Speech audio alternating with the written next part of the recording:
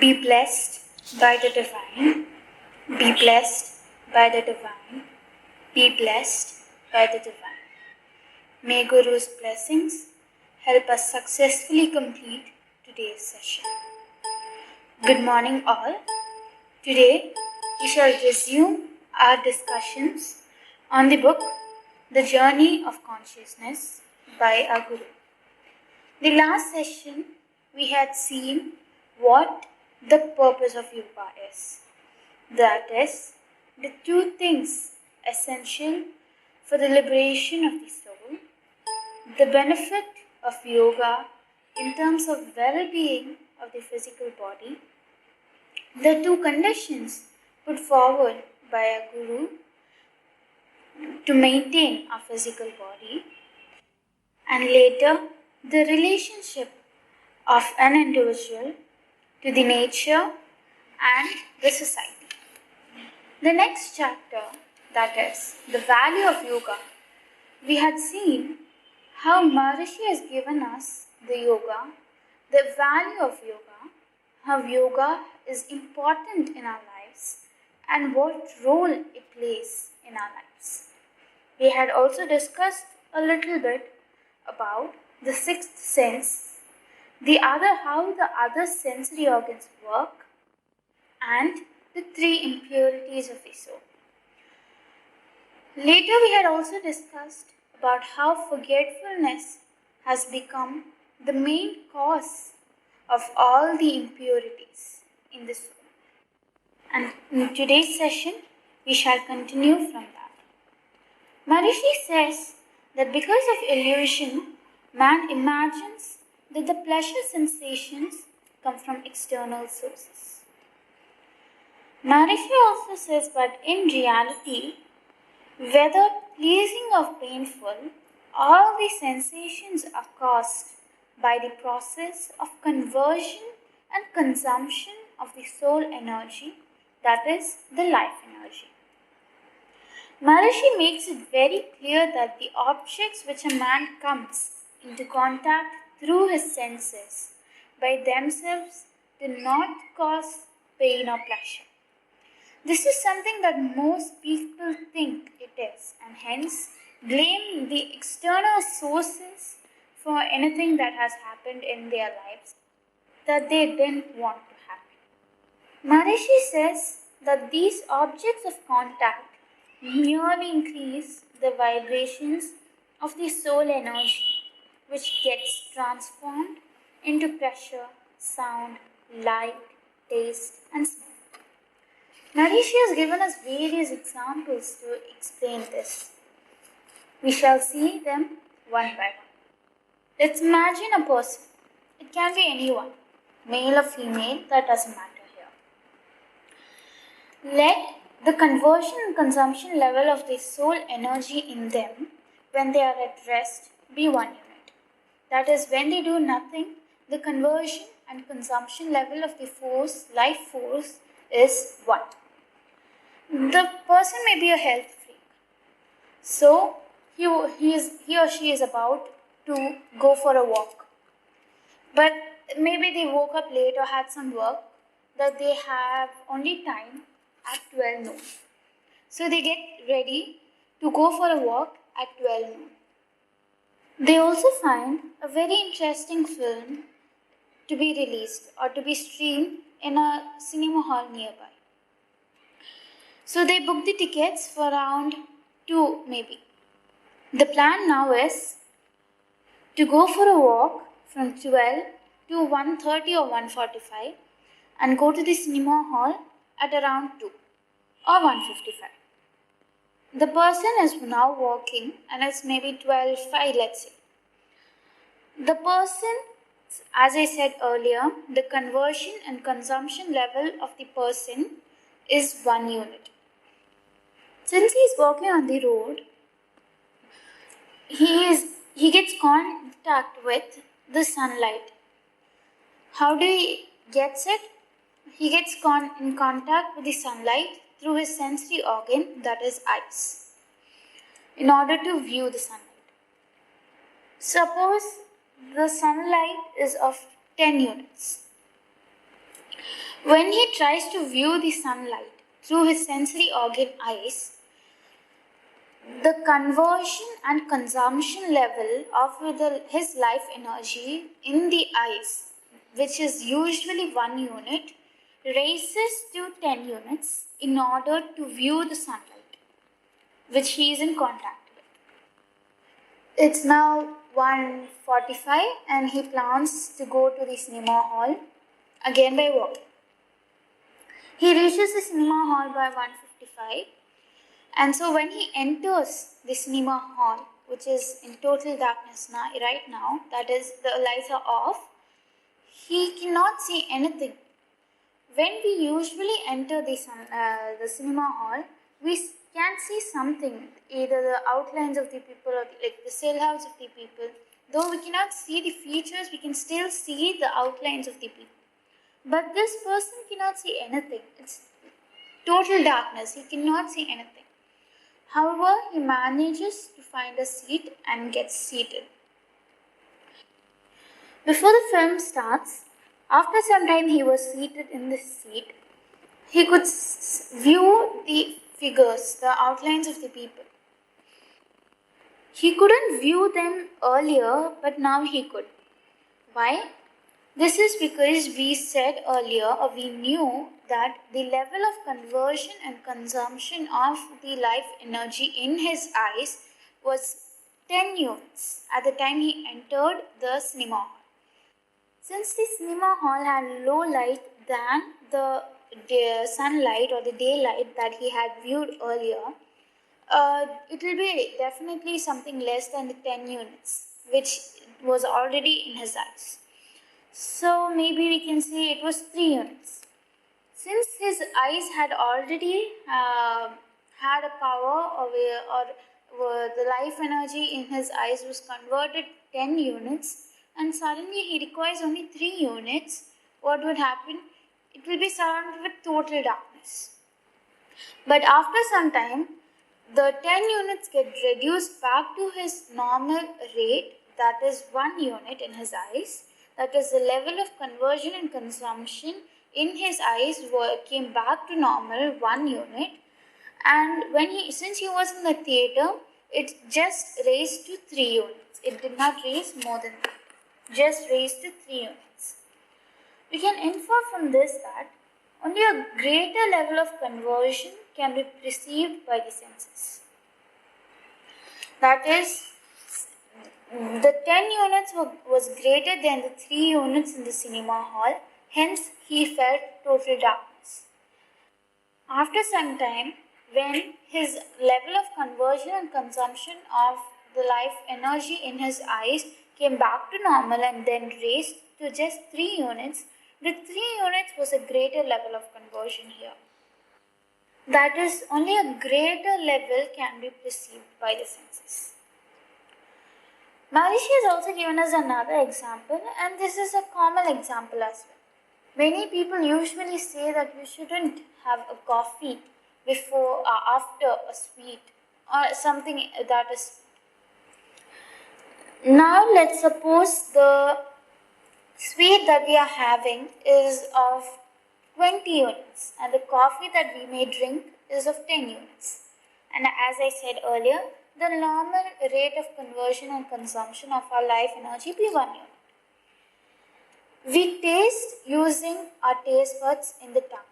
So here the taste bud or the sensory organ that comes in contact with the external source is the tongue.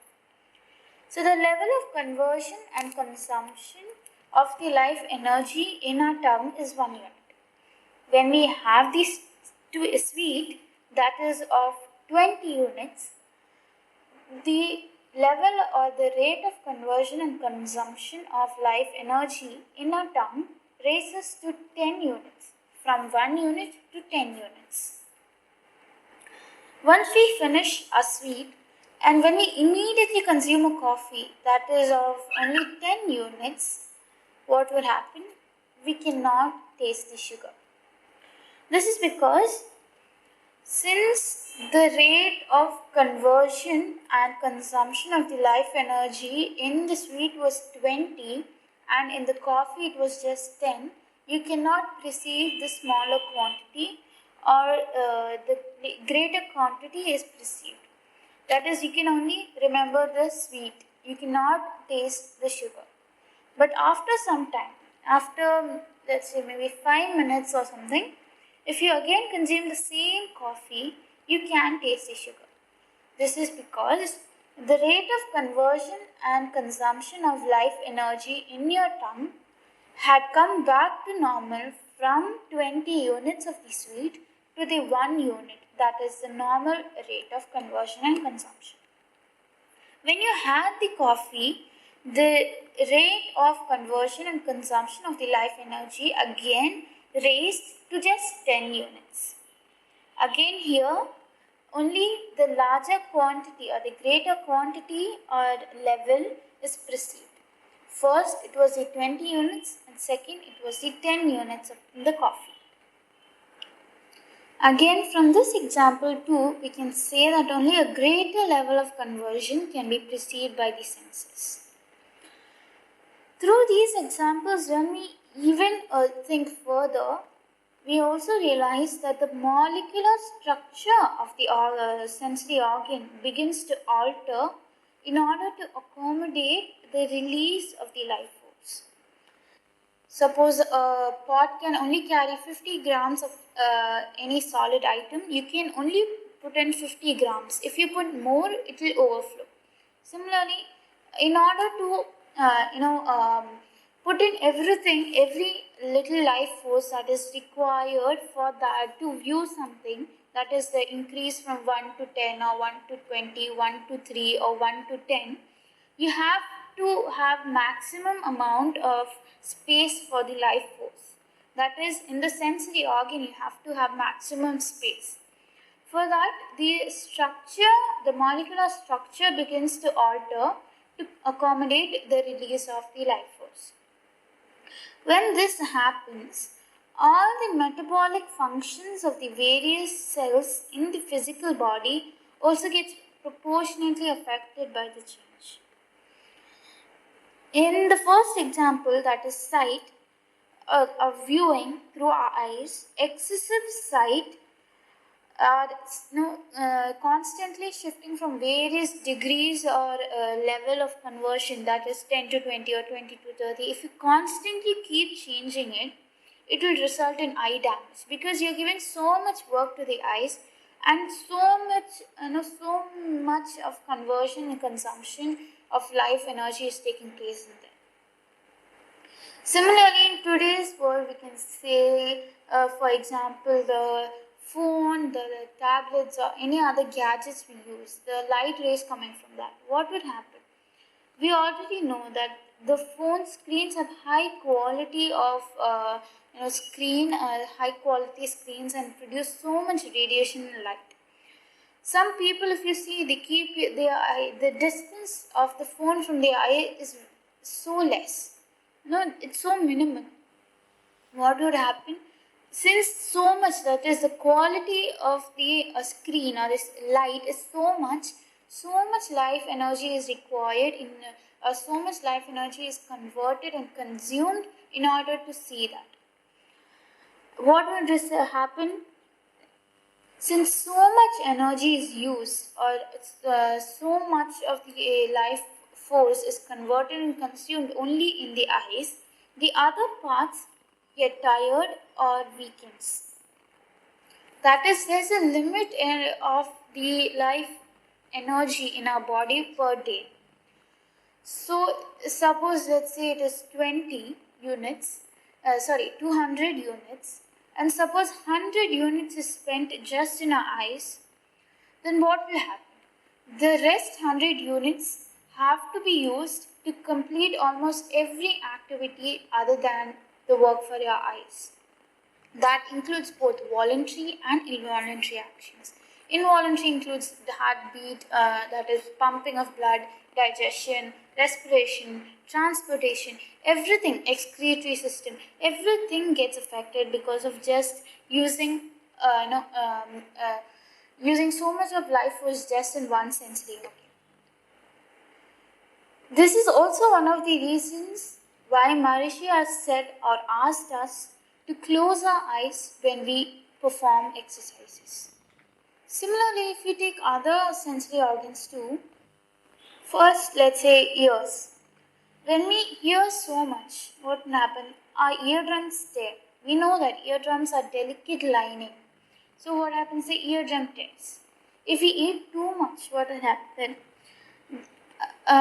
First, our stomach gets upset, and secondly, what happens to the taste buds? The taste buds gets numb.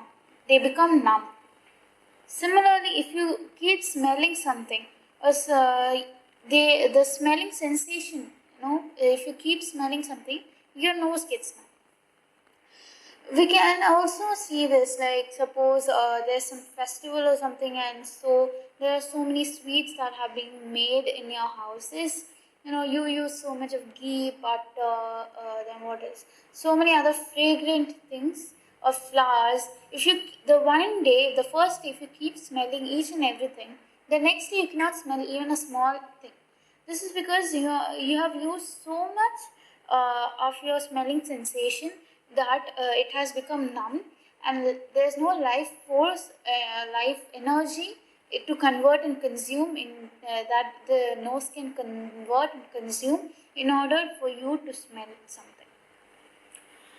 So, what is the conclusion from all these examples? When the level of conversion of the life energy does not adversely affect the molecular structure of the sense organ, and when the expenditure of the life energy is limited to exhausting the surplus, then the experience is felt as pleasure. But when the conversion of life energy increases beyond the tolerance level of the sense organs, or when the exhaustion of the life energy goes beyond the minimum critical level, the experience is felt as pain. It is obvious. If we strain our eyes so much, we get eye pains. If we strain or hear so much in a day, we get ear pains. That is something self-explanatory. So with that, we conclude what actually pain and pleasure is. That is the anatomy of pain and pleasure, how and what it is, how it affects our body and everything. Seen that in the anatomy of pain and pleasure, or to know about pain and pleasure, the life force comes into place so much.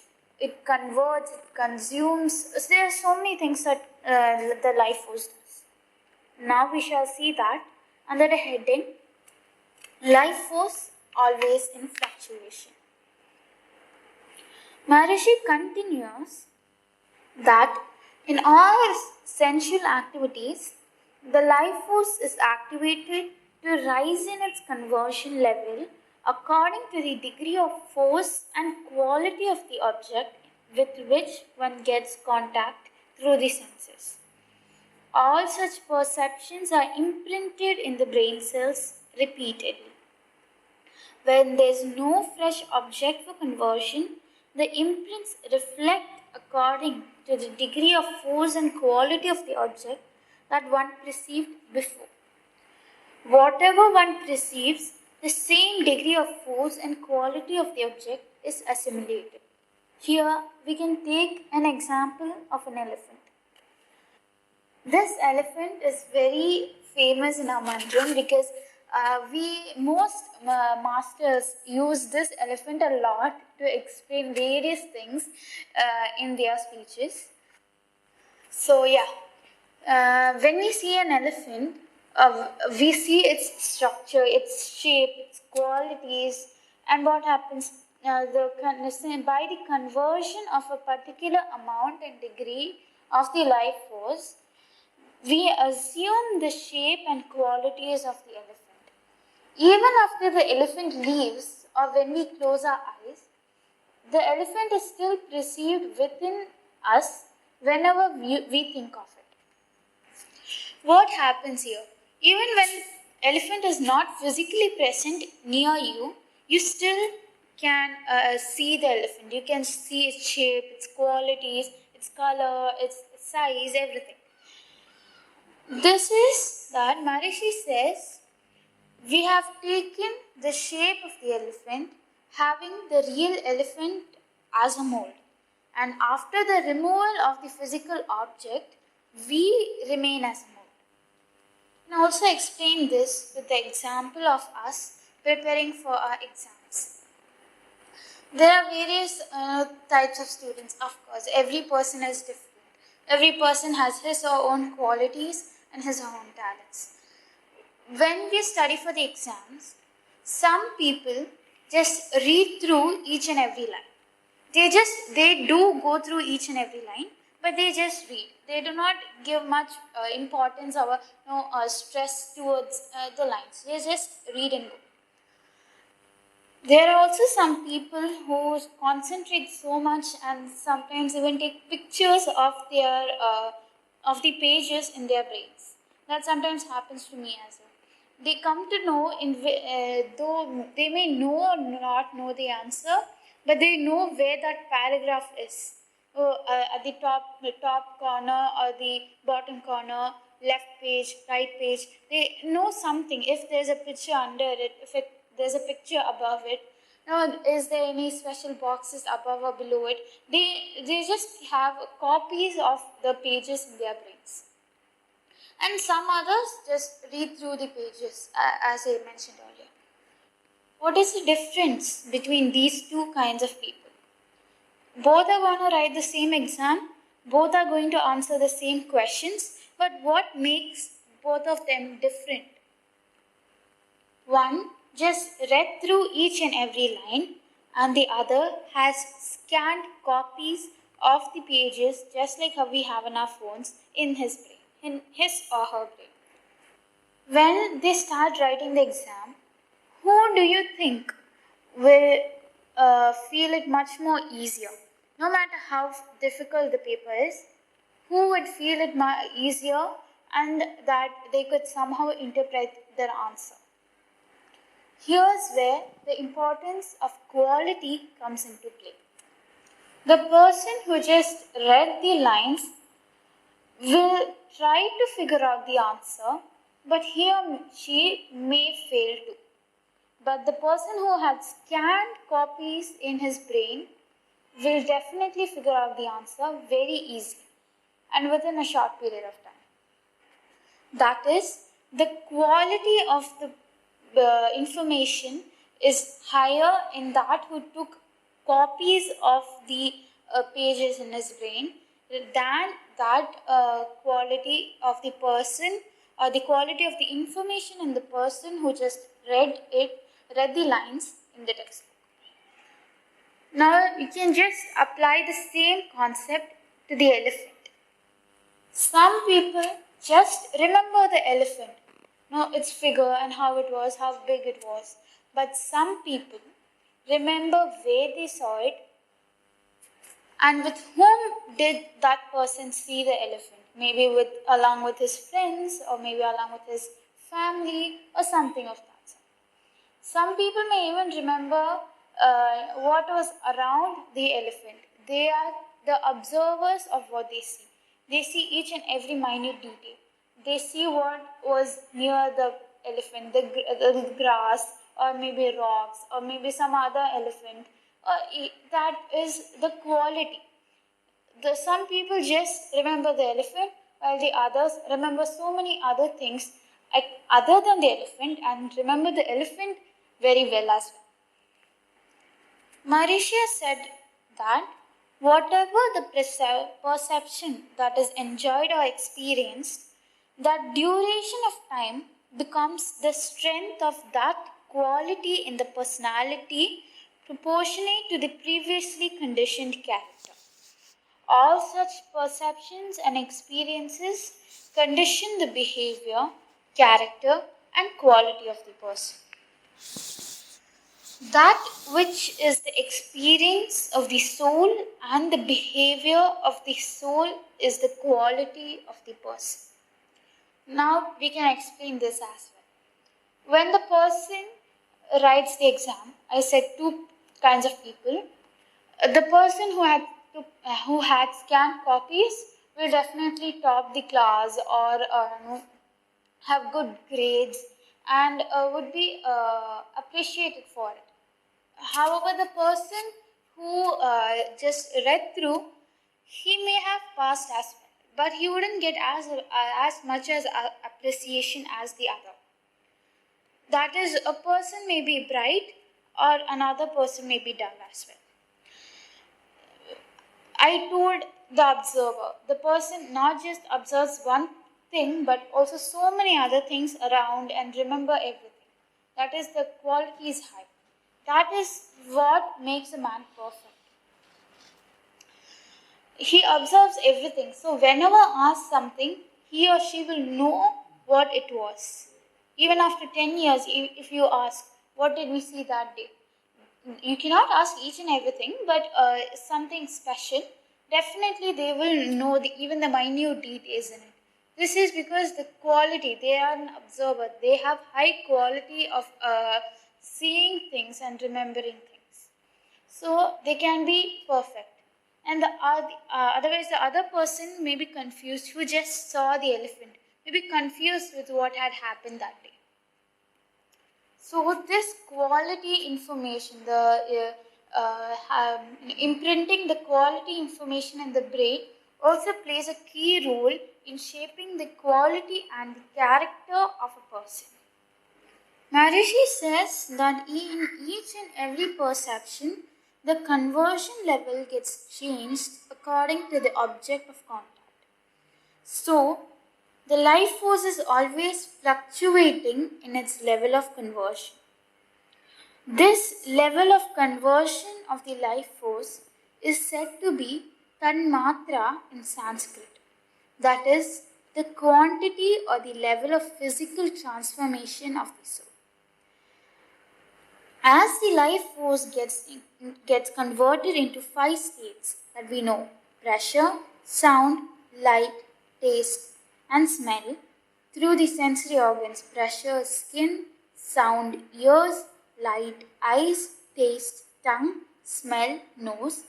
This process is described as Panchatanmatra, that is 5 and tanmatra, the quantity or the level of physical transformation of the soul. Maharishi has also given us the explanation about how the sensation is felt as pain or pleasure according to the concept of Panchatanmatra. Maharishi says that in the human system, the life force is constantly in the process of being charged, or it maintains the stock levels and is being consumed. Because of the fluctuation in the quantity of life force due to charge and consumption, the stock may vary now and then in quantity and intensity. That is, intensity, quantity and quality. When sufficient quantity and intensity are maintained, both the physical and physique functions are normal. This is harmonious or felt as pleasure. Similarly, when the intensity of the life force comes down to a stage less than the critical level, both the physical and the mental functions get disturbed or disorganized. This is felt as fatigue, weakness, or restlessness, or just in simple words, pain. Maharishi has also given us the ways or methods to maintain this life force properly, that is, within the limit. First, quality and quantity of food, sleep, general activities, sexual activities, and thought force. Now we can think about what would happen if each of these increases from its normal level. Food, when we consume so much, stomach upset. When we sleep more, we get tired. When we do so much work, physical health gets affected. So much of sexual activity results in hormonal imbalance. And thinking so much, that is increase in thought force, will result in mental disturbance. Truth seekers and scientists should ascertain the source of pleasure and pain and instruct people to regulate sensual enjoyments so as to maintain harmony and peace in life. This shows how big Maharishi's heart is. He leaves whatever we have discussed till now and asks other people, truth seekers or scientists or just general people, to analyze the source of pain and pleasure, and if they feel that is right, then instruct the people what it is in order to regulate their own lives as well as other people's life and regulate their sensual enjoyments to maintain harmony and peace in life. With this thought, we shall end today's English session. Thank you all for patiently listening till now. I would like to thank the Abu Dhabi, Musafa and Alain Mandrams for providing me such a great opportunity. Thank you all once again. Be blessed by the divine, be blessed by the divine, be blessed by the divine.